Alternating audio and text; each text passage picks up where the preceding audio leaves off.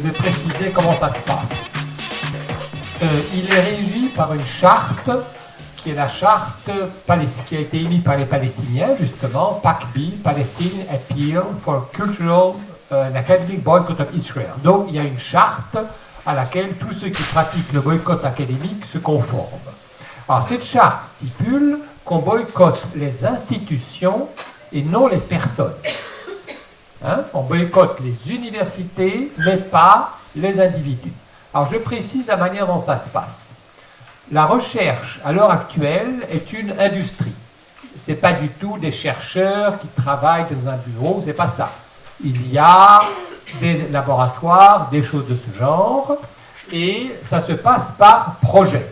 Alors le plus gros financeur des universités israéliennes, à part le gouvernement israélien, c'est vous, c'est la communauté européenne.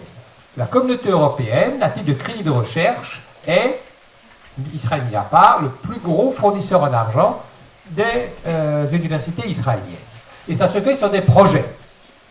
Projets très précis, par exemple, on va faire quelque chose en médecine, on va faire quelque chose, il y a beaucoup de choses en sécurité. Alors le boycott, ça consiste à dire, nous ne participons pas à des projets où sont impliquées des universités israéliennes. Et on peut toujours l'expliquer parce que, si vous prenez une université comme le Technion, par exemple, on peut toujours expliquer ce que fait le Technion. Comme il l'explique dans le livre aussi. Le Technion fait des drones, des choses de ce genre, et l'argent de ces projets, on ne sait pas où il va arriver, il va contribuer à financer l'occupation, etc.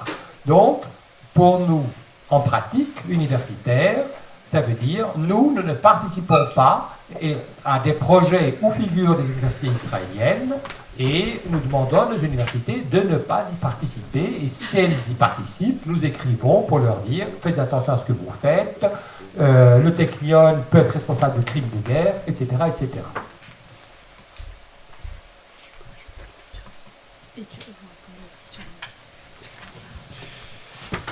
Je voudrais rajouter la deuxième partie de la question qui est sur les voies progressistes. Donc, il va répondre, puisqu'il ne s'agit pas de boycotter des individus, on peut travailler avec les individus. Il s'agit de boycotter l'institution universitaire, c'est-à-dire un universitaire que vient participer dans un colloque, même s'il est salarié de l'université de Tel Aviv, mais il participe en tant que chercheur, il n'y a aucun problème. S'il vient dans les cadres de l'université de Tel Aviv, les mêmes personnes dans ces colloques, il devient boycottable. C'est-à-dire, c'est la question de la représentation aussi, et tout ceci, ce n'est pas des inventions ni des interprétations, c'est issu de justement cette charte, et il faut la charte palestinienne, il faut rappeler, le BDS est un mouvement mené par la société civile palestinienne. C'est-à-dire, ce n'est pas moi, nous, vous, et à nous plus large, qui va interpréter comme, à mes yeux, le BDS n'est pas non plus un supermarché dans lequel on dit ces produits-là, je boycotte, les carottes qui viennent là, je ne boycotte pas, la musique, oui, ça non, ça peut-être, tout. Il y a un appel à la solidarité. La notion de la solidarité, c'est la solidarité. Et si enfin il y a une campagne menée par la société civile palestinienne, nous avons qu'à nous aligner derrière si nous soutenons. Et c'est pour ça que dans les annexes du livre, le livre il est plus court de ce qui paraît, nous avons fait pour la première fois, grâce et avec l'aide de Ordip, la traduction intégrale, l'académique existait, qui est l'appel au boycott, les directives de boycott universitaire, les directives de boycott culturel, c'est-à-dire ça, c'est les guidelines, ça c'est les lignes directrices qu'on respecte, et la notion des individus, elle est extrêmement importante. Mais, ceci dit, je pense qu'il faut qu'on se pose la question, mais de où vient l'argument, mais il y a les individus progressistes, l'université israélienne est un bastion. Et on va trouver que celle-ci, en elle-même, est une formule de la Hasbara, est une formule de la propagande. C'est-à-dire que Charles Anderlin, volontairement, consciemment, inconsciemment, ne fait que répéter un argument de la propagande. Je vais donner 2 exemples précis et je pense que, en tous les cas, ce que nous avons essayé de faire dans le livre, c'est travailler à partir des exemples. Une fois, il y a bien évidemment, il y a des professeurs, des membres de staff dans les universités israéliennes qui sont actifs, qui sont des militants et qui sont même proches de certaines des idées qui sont ici. À titre individuel, ils s'expriment. Ils font membre de certains même mouvements anticoloniaux. L'Académie pour l'égalité, dans laquelle Anat Matar, le professeur Anat Matar est une des leaders de l'université de Tel Aviv, font partie de Boycott from Within, l'appel de boycott de l'intérieur. Eux-mêmes, donc, des gens de l'université, il y a au moins 2 noms qui sont de l'université de l'égalité. D'ailleurs, ils travaillent avec des universités dans les territoires palestiniens occupés. Ça ne pose aucun problème. Mais si on essaye de regarder une seconde cette idée de, bastion de progressisme, une fois, il y a eu une tentative collective de mettre en garde dans une pétition contre l'éventuelle entrave à la libre circulation de chercheurs et des étudiants palestiniens entre Gaza et la Cisjordanie. Cette pétition, dans laquelle on le rappelle, n'apparaît ni le mot territoire occupé, ni le mot occupation, ni le mot Palestine. C'est un appel qui a été lancé au nom de la Charte internationale sur la liberté de recherche et la liberté académique. Elle a été envoyée à 9000 membres permanents des institutions universitaires israéliennes actives et à la retraite. J'insiste sur à la retraite parce qu'à la retraite, on risque moins. Sur les 9000 personnes que ces pétitions ont été envoyées, 407 ont signé, moins de 5%. Donc on peut dire, oui, il y a 407 progressistes dans l'université israélienne sur les 9000. Ça, c'est une question de fait. Mais je voudrais une chose que tu as trouvée, qui est peut-être plus intéressante, c'est les directives. C'est les directives qui donnent la Hasbara, par rapport à qui inviter à l'étranger dans les universités pour parler.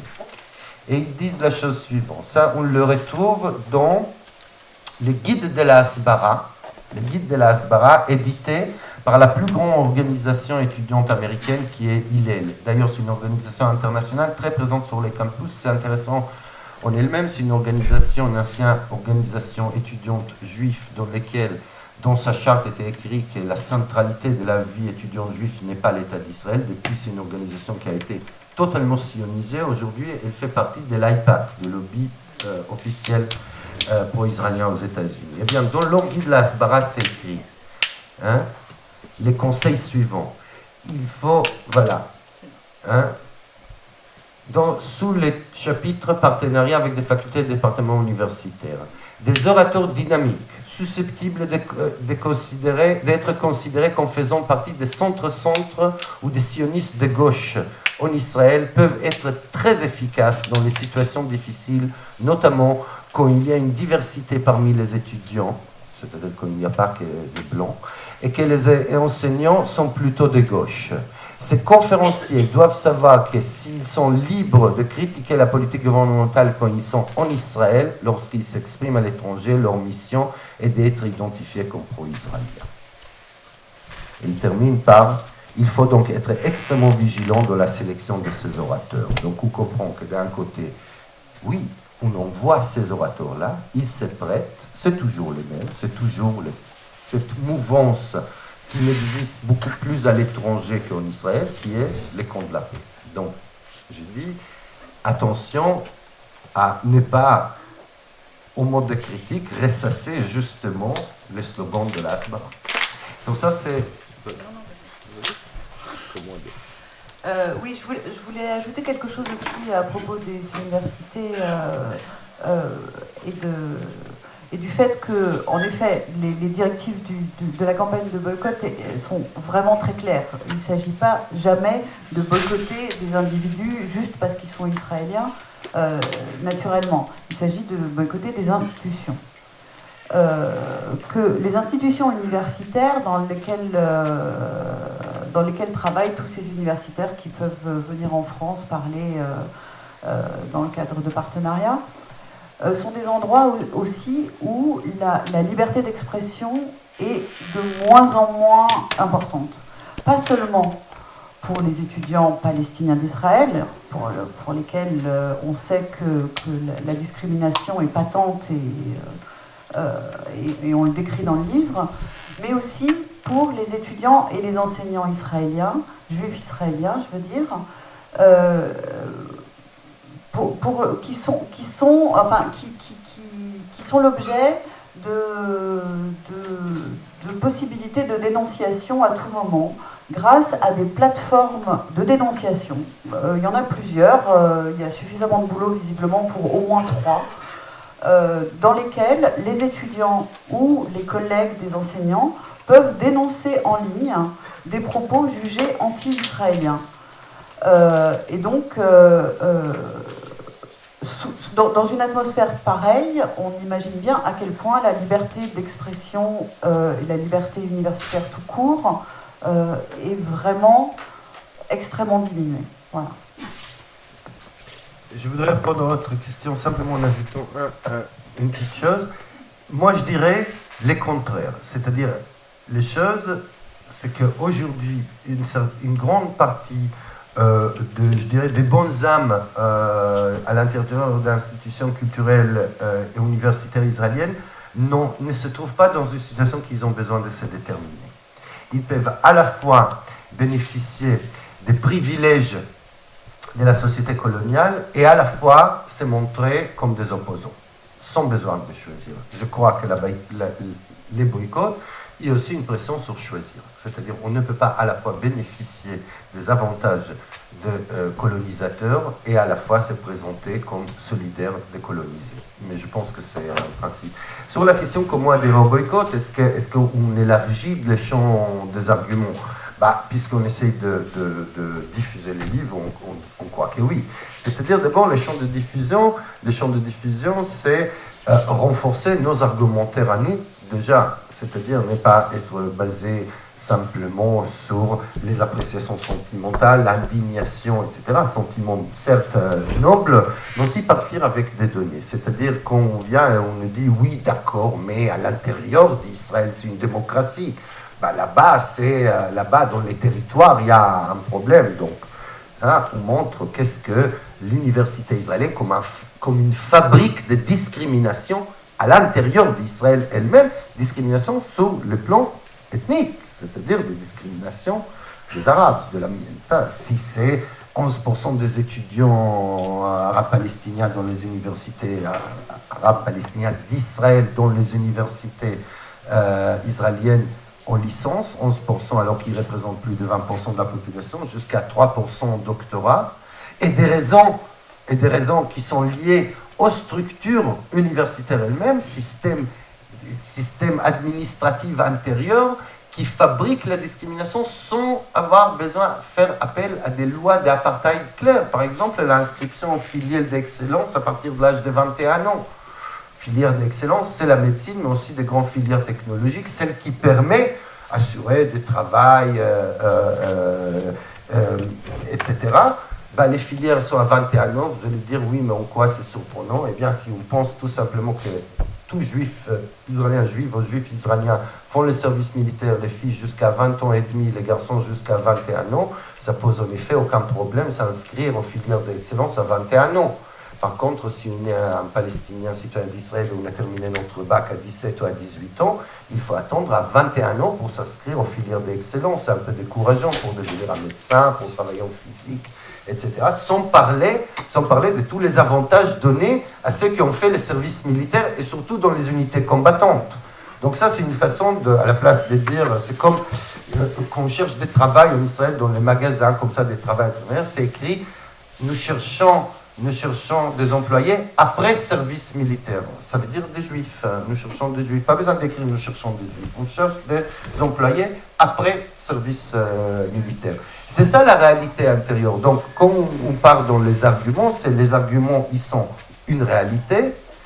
Mais l'autre chose, c'est en quoi ça nous concerne.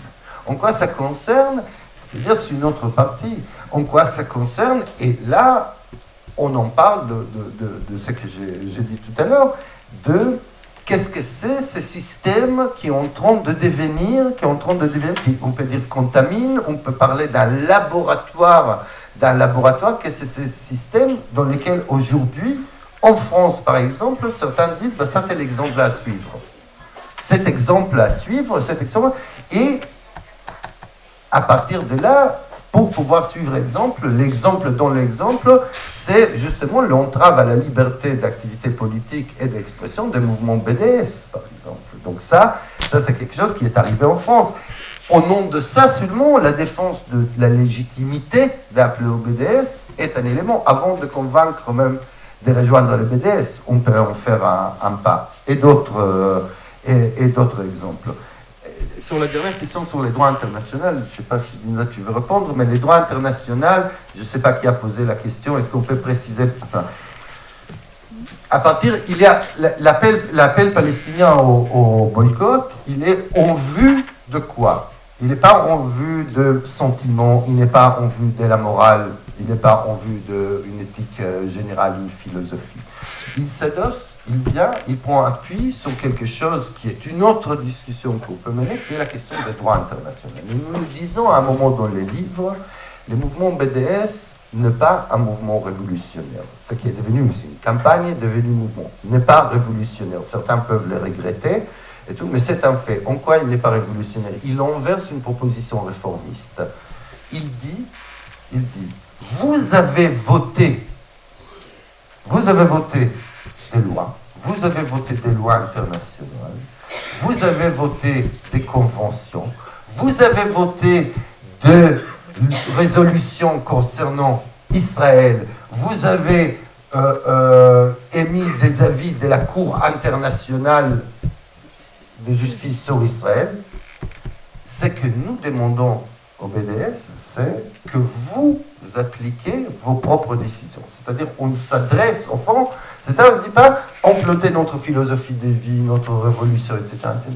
Vous avez voté, et c'est ça l'exception que nous faisons, vous avez voté, Israël fait partie de la Convention de Genève, quatrième, plusieurs fois vous avez dit on travaille à la Convention de Genève, vous avez essayé l'indignation, vous avez essayé les blâmes, vous avez essayé de dire que vous n'êtes pas content, etc.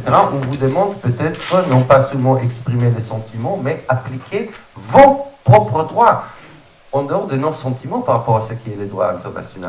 Vous avez voté ça, vous l'appliquez. La Cour internationale de justice a décidé le démantèlement de murs, nous demandons l'application de la Cour internationale de justice, si on l'aime ou si on ne l'aime pas. Et c'est ça les principes sur lesquels invite la société civile palestinienne. Et dans ces cadres-là, l'appel BDS dit nous nous inscrivons dans les cadres de la résolution des Nations Unies concernant, ou la Charte des Nations Unies concernant la liberté d'expression, création et liberté de recherche académique. C'est-à-dire, ce n'est pas un entrave, c'est dans ces cadres-là que le BDS s'est fait.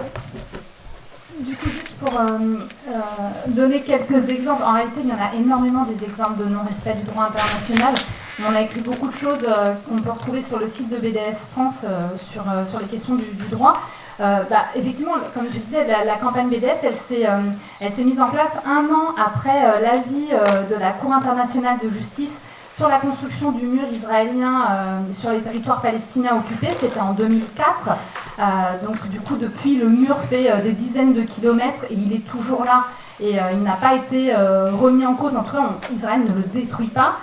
On peut donner l'exemple des nombreuses résolutions de l'ONU. Je crois que la plus connue qui n'est pas respectée, c'est la 194 sur le droit au retour des réfugiés palestiniens dans leurs maisons et sur leurs terres.